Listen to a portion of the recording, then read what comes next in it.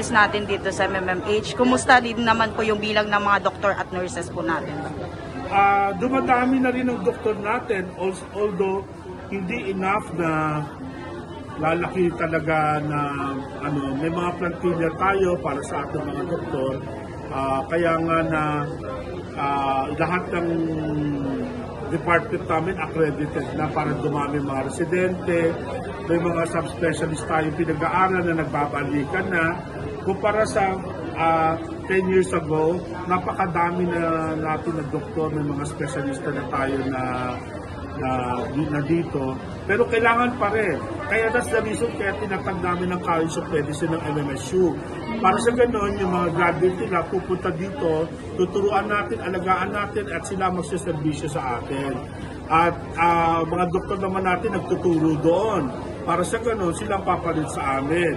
Kaya lang, sa kasamang balad, ngayon pa rin nagsisimula na mapuntahan yung mga taga-MMSU dito. So, i-continue lang po natin, umaasa kami na bibigyan namin ng maraming serbisyo, tamang serbisyo.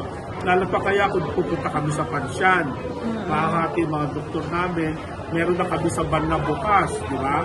So, para lahat, mabigyan natin ng tamang lunas, no? Tamang healthcare.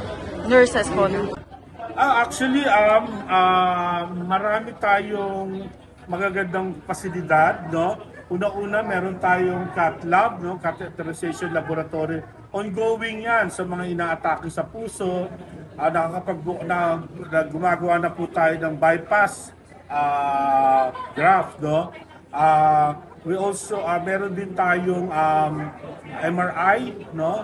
Meron tayong linear accelerator kung saan gagamot natin ang mga cancer patient. So nabibigay din po natin libre yan. Kasama na rin po ang chemotherapy na nabibigay natin ng libre, pati ang mga gamot.